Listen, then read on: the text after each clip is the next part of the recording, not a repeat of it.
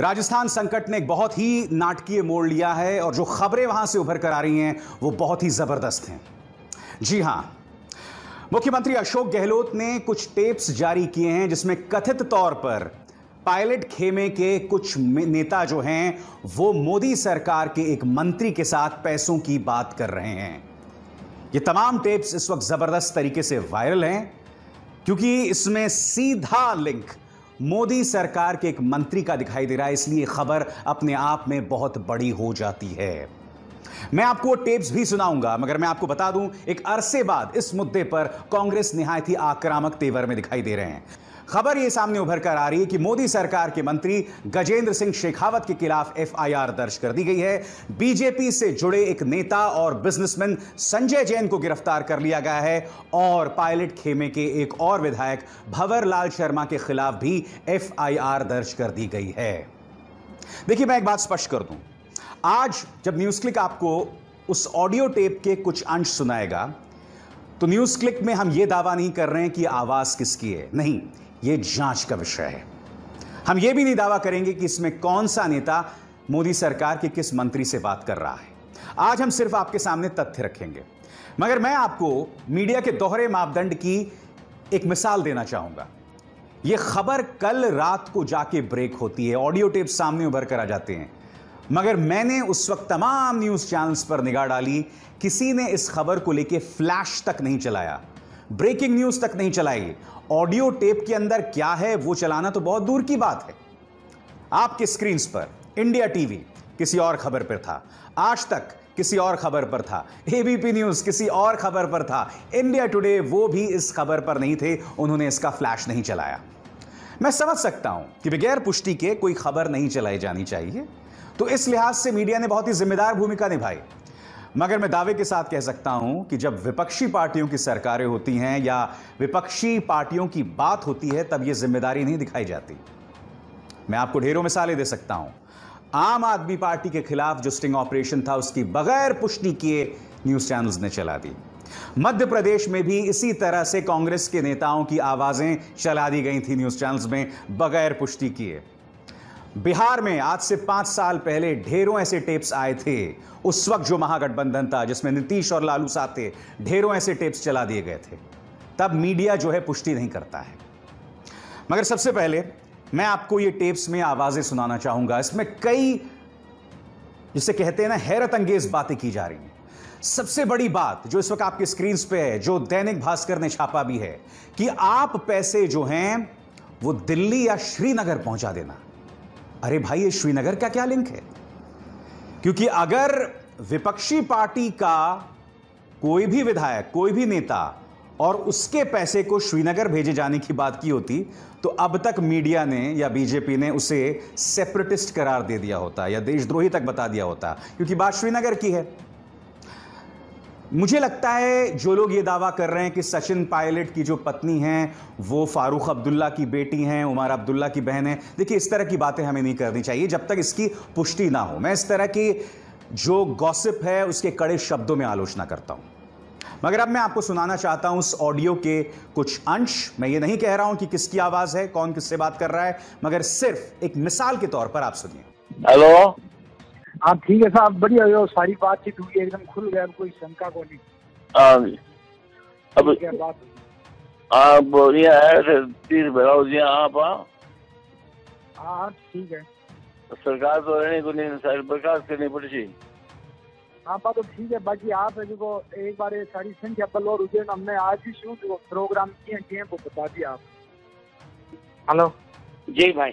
हाँ भाई, So he's going on saying that those people, हमारे साथी जो दिल्ली में बैठे हैं, हाँ, वो पैसा ले चुके हैं, हाँ, और पहली किस्त पहुंच चुकी है श्रीनगर। बोल, ठीक है, let's not comment on that. Hello, हाँ जय बोल। हाँ बोलो।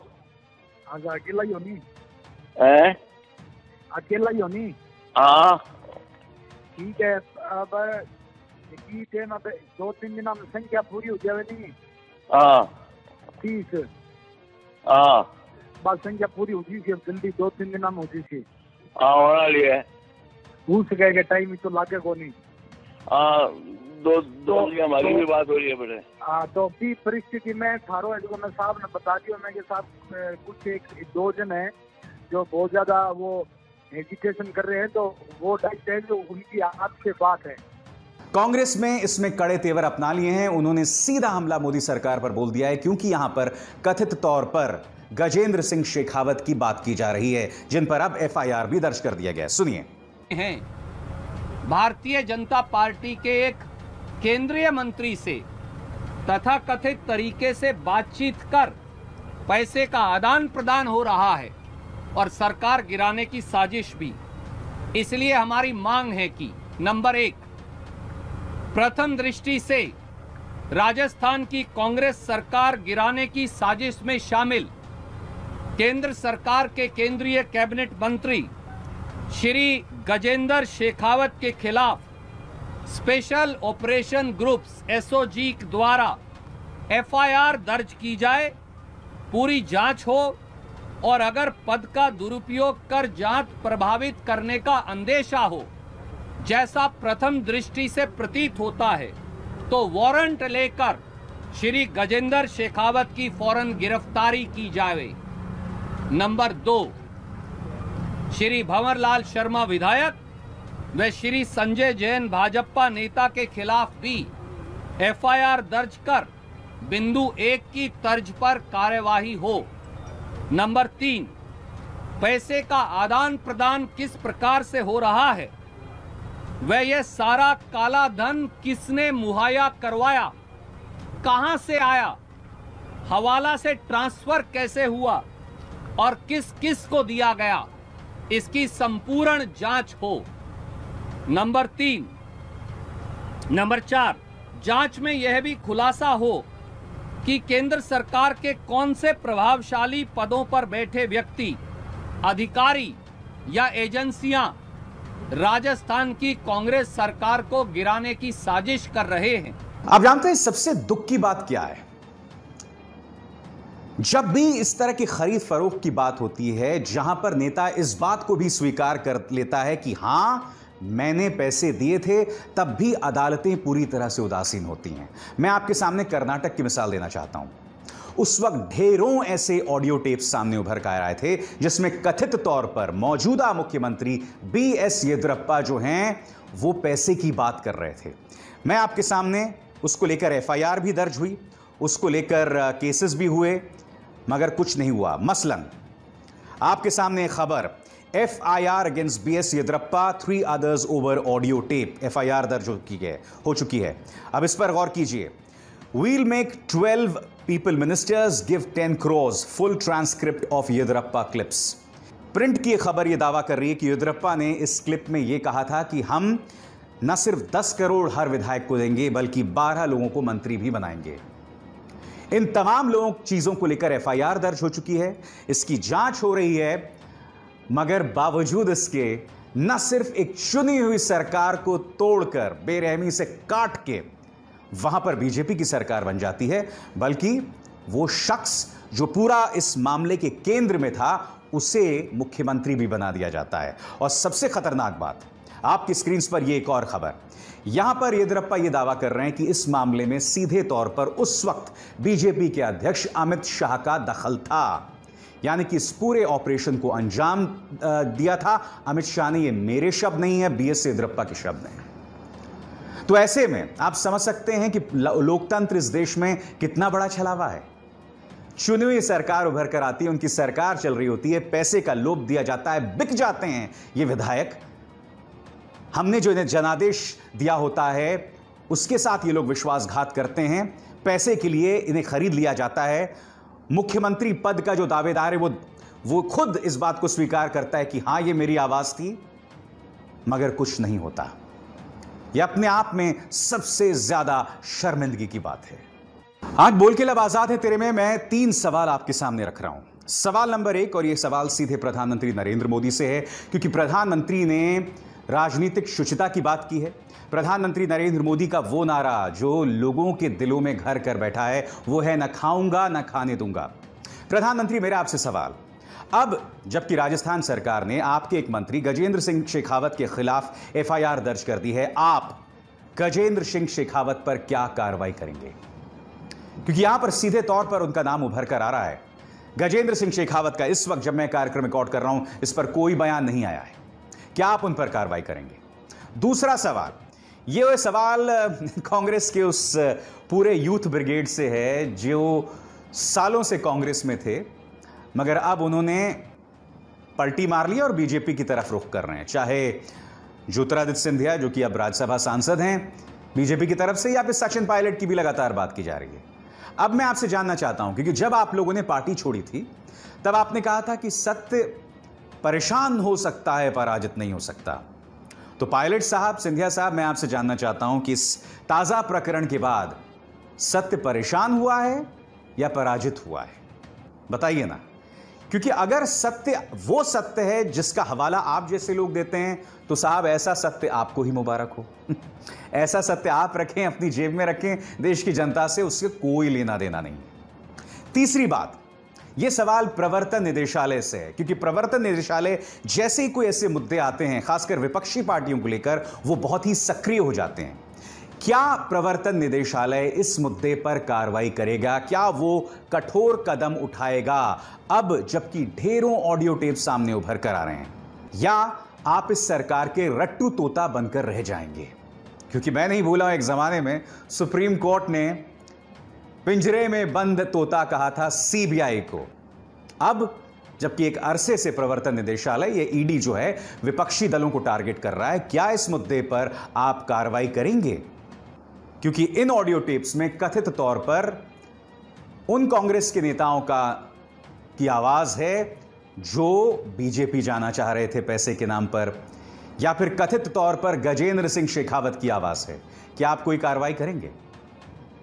देखिए, हकीकत क्या, मैं आपको बताता हूं। हकीकत यह है कि पूरा का पूरा जो ऑपरेशन लोटस है, जिसकी कमान 12 जुलाई की रात से बीजेपी अध्यक्ष जेपी नड्डा ने संभाली थी, वो पूरी तरह से बिखर गई थी।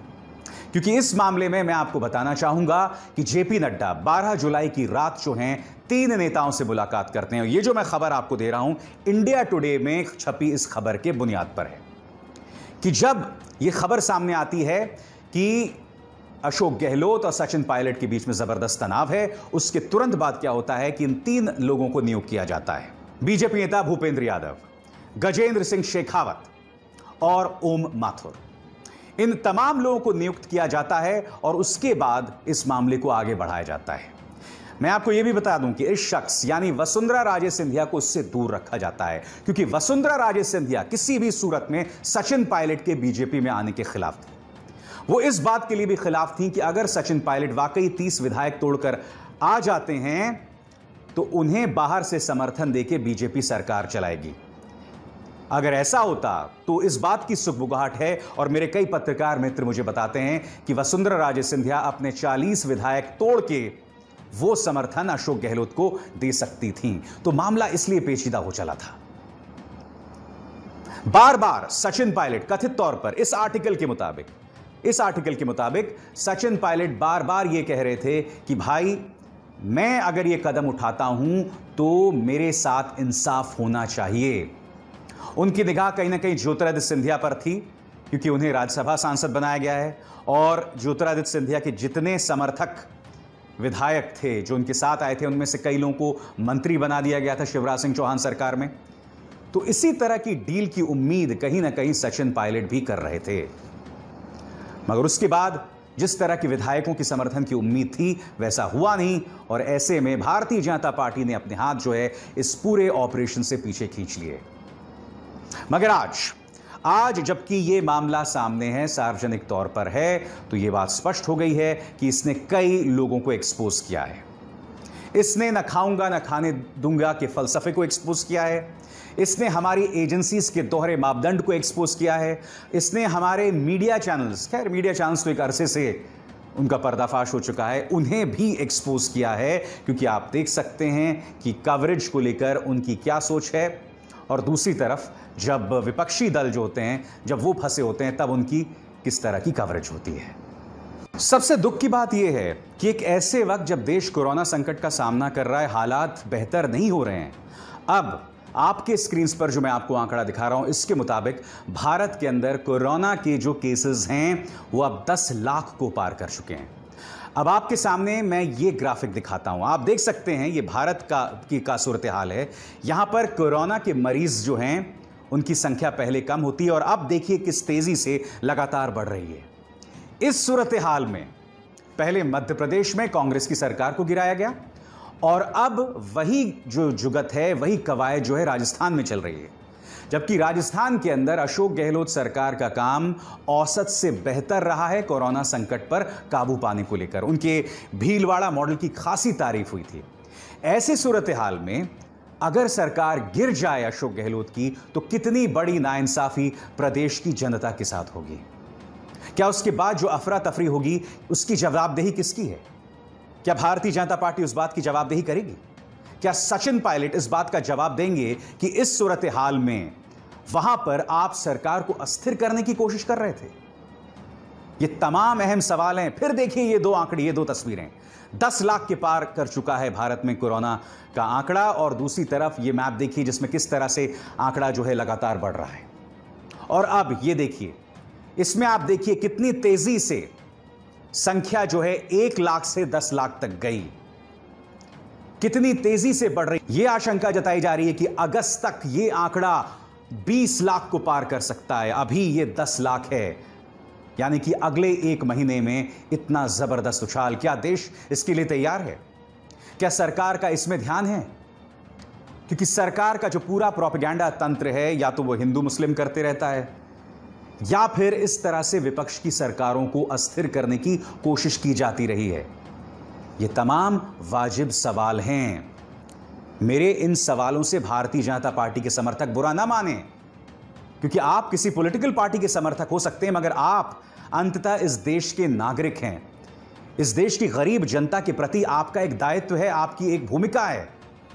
आप अपनी राजनीतिक महत्वाकांक्षा के चलते उन्हें मसल नहीं सकते भाई, उन्हें कुचल नहीं सकते हैं। इसलिए मैं बार बार कह रहा हूं कि इस कोरोना संकट में जरूरी यह था कि हमारा चरित्र, अच्छा चरित्र सामने उभर कर आता। मगर हो क्या रहा है, इस संकट के बीचों बीच राजनीतिक अस्थिरता पैदा करने की कोशिश की जा रही है, लोगों में कड़वाहट पैदा करने की कोशिश की जा रही है। और आप और हम जो घरों में बैठकर यह तमाशा देखते हैं, हम उफ तक नहीं करते हैं। दिल ही दिल में हम लोग तालियां बजाते हैं, क्योंकि हमारे अंदर राजनीतिक जहर इस कदर फैल चुका है।